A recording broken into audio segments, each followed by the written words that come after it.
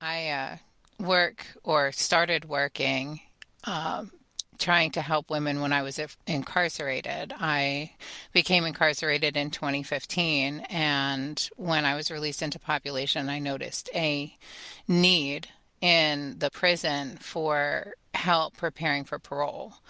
A lot of people don't realize the public defender gets you through your legal proceedings, but then when you have your first meaningful chance for release, which is parole, there's no help at all. So I got into helping the women because I was surrounded by women who needed help. Probation is something that comes from the judiciary. That is something that the judge imposes at the time of sentencing as part of the court proceeding. Parole is an executive branch function, which is something that comes under the governor's purview, but really it is in Maryland now that the governor has been taken out through the Department of Public Safety and Correctional Services.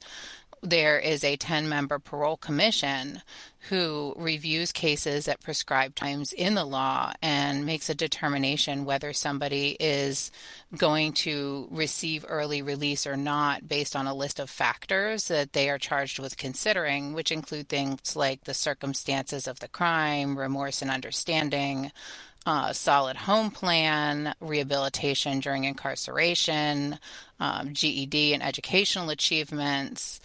They look at the total case and determine whether that individual is compatible with release in terms of their chances of success and whether they consider them still a risk to public safety and make a determination.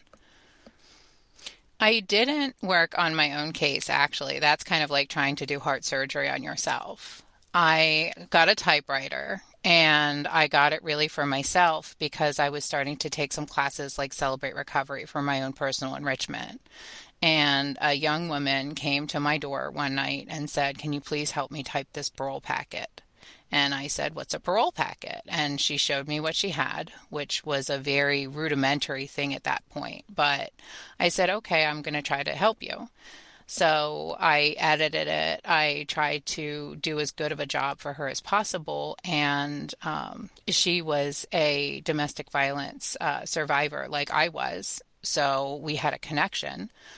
I did my best. She liked my work. She took it and she got a 9 month delayed release, which is one of the options. You can either get an immediate release, which means you'll be released within about 45 days, or a delayed release for some time in the future, or a rehear, which is like a postponement or a refusal. So she got the delayed release and she immediately applied for home detention and went home to her children. And it was such a uplifting experience to see that her reconnect with her family that I decided to continue helping others. Ultimately, I did. I was very, very lucky. I was working on a proposal for additional domestic violence programming at the time when I arrived at Maryland Correctional Institution for Women, which is the only correctional institution for women in Maryland. There was not much domestic violence programming. So I had put forth a proposal and the warden liked it. The people that she introduced me to help me were Mary Joel Davis, who had a 40-year history of working with women in incarceration and was developing home plans for people to use at parole, and Lee Goodmark, who is a professor at the University of Maryland Law, the Gender Violence Clinic, and did parole packets for survivors of domestic violence. And through the mentoring of those two women, I was able to start developing a parole packet format that I used along with Mary Joel's home plans, and we started having some success. Really, that was, I would say, the very beginning of the idea of Prepare. It was still, Mary Joel was working for Second Chance for Women. She was executive director. And I was just doing the best I could with the resources I had in prison. Eventually, Elizabeth Finney and Jacqueline On joined us, and that's how we got the initial funding and they started working with us. Elizabeth has a law background in Britain, and Jackie has a criminology background. and all of our different skill sets and views collaborated to kind of do a best practices, which is how Prepare came into existence. As with all of those viewpoints, really we developed something that was better than any one of us could have come up with on our own. The whole in this case is much greater than the sum of its parts. I've looked back at some of the 2018 packets that I did, and I look at my new ones now, and you can't even recognize that they came from the same thing. The development has been so massive, and we were able to scale the program to where we have advocates going into MCIW now every week to help any woman that wants help with her parole packet.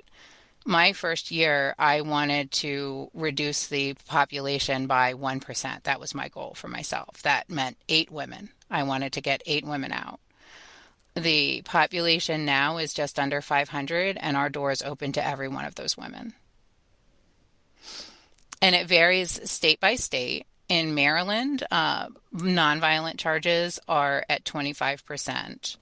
Violent charges are at 50%. And anyone with a life sentence, suspended or not, has a calculation. 15 minus diminution credits, 25 minus diminution credits. It gets very complicated. So every state has its own set of guidelines. And I know in some states it's very cut and dry and easy, and in other states it's a really big challenge. So that's something I've looked at but haven't been able to address yet because we're still operating just in Maryland. My favorite part of this job is teaching others, because one of the things as our program developed is we developed a set of materials to train people to work on their own packets, to write their own life stories, to write their own remorse statements. We have workshops now to teach families about the parole process. And from starting in 2017, when nobody had any idea and there was so much confusion and lack of knowledge, to really build the self-efficacy of the woman and her family, that process is very rewarding, because that not only makes her successful at parole, but it makes her successful as she goes out into the community after her release. It bonds her back with her family as they build this packet together and really go through her plans for when she's going to go home, and really go through her life story and get an understanding of what happened. That really, I see that transforming the person, not just getting them out of prison, but making them a more successful person in a holistic way. And that's what we're working on. We have a criminology team that's collecting data now so that we will eventually be able to produce results. But our program operates with the philosophy that a successful reentry starts at intake. So as soon as you walk through those doors of the prison, you should be engaged and given access to the positive activities that are available, encouraged to seek rehabilitation, to seek growth and education, so that when you arrive at that 25 or 50% of your sentence, you're a good parole candidate because you've been working towards it for years. And then all of those skills translate into the community. So when we present an honest case for parole for somebody who's put in the hard work over the years and really grown, and they get parole, they take all those skills into the community. We connect them with resources in the community that will help them to grow and to become a even stronger person, to connect them with jobs, to connect them with housing, to encourage them to communicate with their family and reunite them with their children. And then we stay there as a safety net. So if they ever fall out of a service, if they ever lose their grip for a second, they have someone to call. And absolutely, I believe overall, having a peer, having a friend, having someone who knows what you've been through to help you is going to make you successful. is going to keep. We have staff. I'm a peer recovery specialist myself. I'm certified. I was actually trained through in Maryland, our Department of Labor has a peer recovery program, and they trained us at MCIW. One of the women who was trained with me also works for Prepare. She's developing the Don't Just Survive, Thrive portion of our program that gives people activities to really connect them to the community and offers them those additional resources like health and socialization that a lot of people neglect in reentry. We were the first two peers, and we are now getting the rest of our returning citizen staff, which we have 5 returning citizens that work for us, trained as peers because we have the lived experience, and I want everybody to have the training to most effectively utilize that lived experience. So when I arrived, the only thing that they had was NA Celebrate Recovery. They didn't really have a treatment wing or anything like that. They had an 8-week program that was run by one of the last drug counselors that worked at DPSCS, and it was off and on because he was the regional director, and you had to be about to go home to access it. So the system was really broken. And it was really broken because there just wasn't enough staff. The positions were open, but the hiring wasn't happening. So we couldn't do anything about that. What we did instead was work on building up an NA program. A couple of wonderful women were bringing in a workshop and bringing NA to the tiers. When one went home, another woman and I stepped in and started going from pod to pod so that each pod got one NA meeting per week. One of the pods became a D-Wing program, which was a program where they had a meeting every day, and we helped to get facilitators for that. We were very lucky to have a very, very amenable warden, Miss Chippendale, who now works for Howard County, who was very, she understood the need for these services and wanted to make sure they were available to us. And when COVID hit, I was a Celebrate Recovery facilitator, and we continued that through correspondence. And just because of an administration that was really cared about the women and cared about our recovery, we had that available.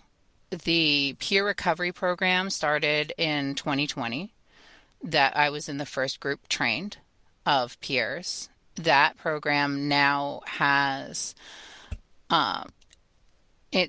we were able, when I left, to see women every weekday. So Monday through Friday, we were able to have an hour meeting with a peer. So that peer support has grown. There have now been 3 classes of peers trained at MCIW. That peer program is scaling across the state. There are several men's institutions that have already had trained peers, and it's going to each institution slowly to get that support in Maryland. They also now very recently added a contractor who's doing evaluations for people who are about to go home. But again, successful reentry starts at intake. So to me, the future really is that partnership with Department of Labor, DPSCS, and the Behavioral Health Administration. That peer program is critical. That's what brings the services to everyone. Recently, there was a legal change that required Maryland to use Suboc or medication-assisted treatment. It didn't say which kind specifically in local detention centers. And originally the bill was drafted to have both local detention centers and prisons, but they took the prisons out, which is unfortunate. The problem is that you really create a black market for Suboxone when you don't have some type of a program and you have this unstructured kind of black market distribution, and it causes all kinds of problems and people aren't getting the treatment that they need. It is my hope that in the future change will bring that to the Maryland prisons as well, and I would certainly encourage people to stop looking at addiction as a moral issue, start looking at it as a medical issue, and start looking at medication treatment the way you would look at a diabetic and their insulin, or someone with bipolar disorder and their psychiatric medication. You want those people to stay on their medication.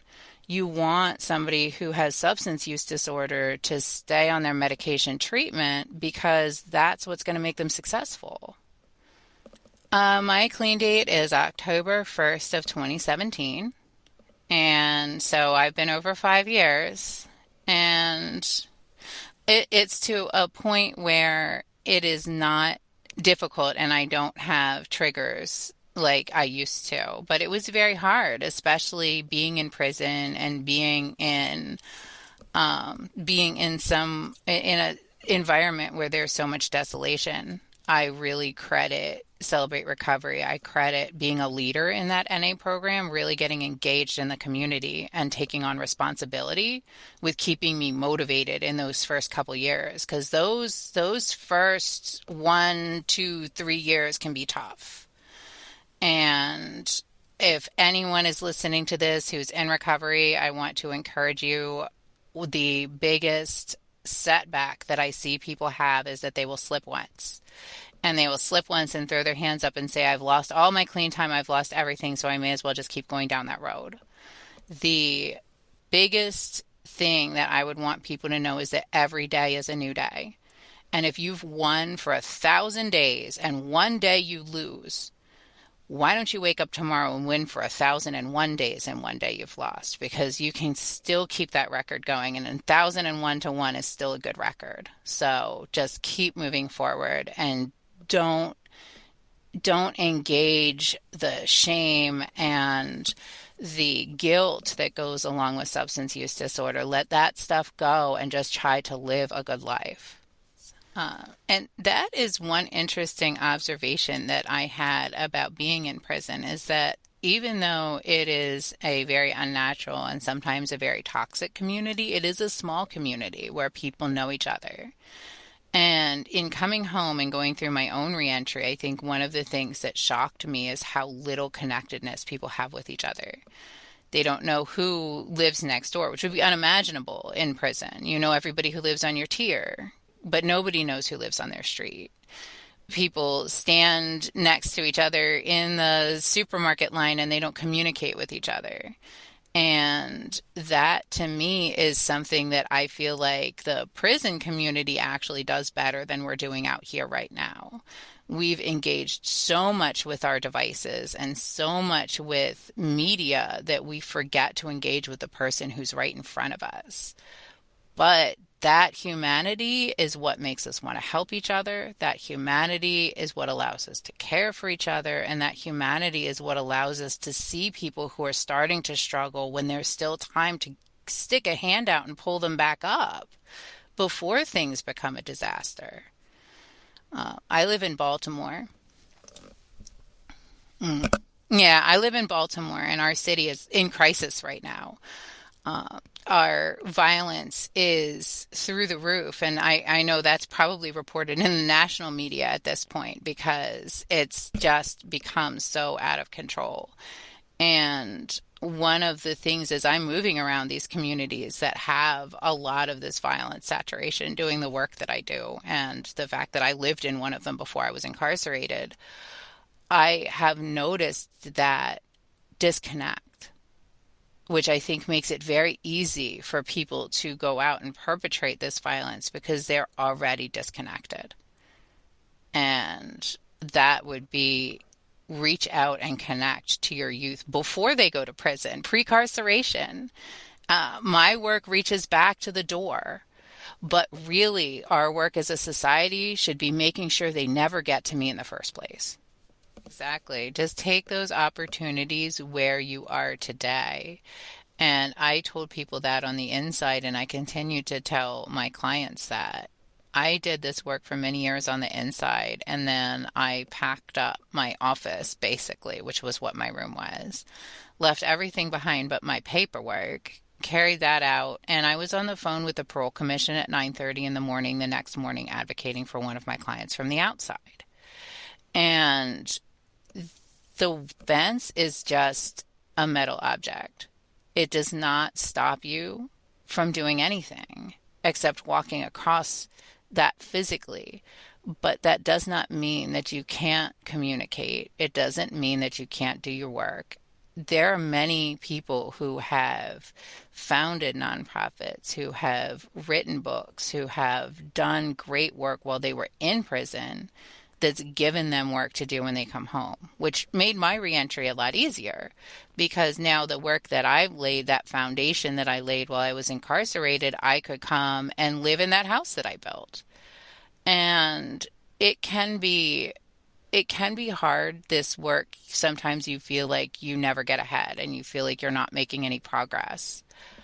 I was a diesel mechanic and an auto mechanic before I did this. So at the end of the day, I could see the truck or the car that I had fixed, and I had that immediate gratification of saying I did that and I accomplished something.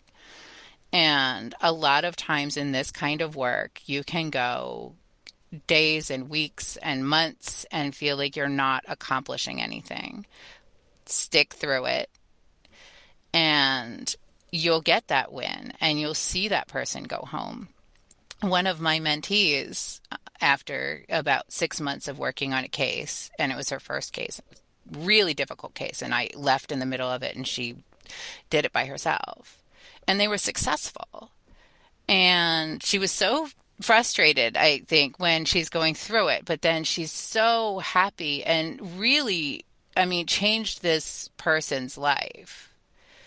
And it takes longer to get to the reward, but they're there.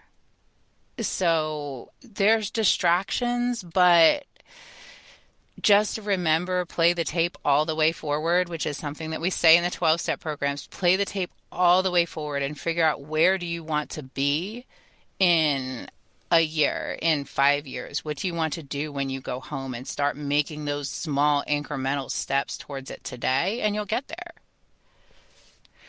So prepare, we are online. Our website is prepare-parole.org. And they can also reach out to me directly. My email is Anne, ANNE, at prepare-parole.org. And I definitely encourage people to check us out, to reach out. I encourage people in other states who may be doing similar work. Let's look at what each other is doing. Let's get something that can be scaled state by state, because the one thing that I've noticed is that while the laws are different, the basic information that you put together for a packet and to present somebody is the same. So this idea that we're all building in different silos is the same problem that the government has with the bureaucracy. You have all these little silos. And one of the things I've been very successful at in moving these cases that are jammed up, I connect the silos. So that's what we need to do. If there are people listening to me that are also doing this work, let's connect the silos. Let's figure out what each other is doing, not to do what we're doing, and it not for you to come do it in Maryland or me to come do it there, but so that we can perfect what we're doing, and as a team we can win this for the nation, because mass incarceration is a huge problem, and it is a problem that affects so many women who are increasing in incarceration at a meteoric rate, and we incarcerate more women than anywhere else in the world. In fact, Liz just noted that we have more women incarcerated in Maryland than Great Britain has in the entire country where she came from. Just the women in the United States is more than their entire country, and she figures that would be true in most of Europe. So this is a problem we need to solve, and it's going to take more than one person. It's going to take us all, but I think we can do it. If parole comes to Maine, I will be more than happy to help you get started and give you everything I have so you can figure out how your law can click into the pieces that aren't going to fit. We recently started scaling our program from the 500 women in Maryland to the 14,500 men. So, one of our challenges with that has been communication and scaling, which is a problem that we're taking on and would be very interested in how other people have succeeded. Um, but it is our hope that someday we will be able to provide support to everyone in the state of Maryland.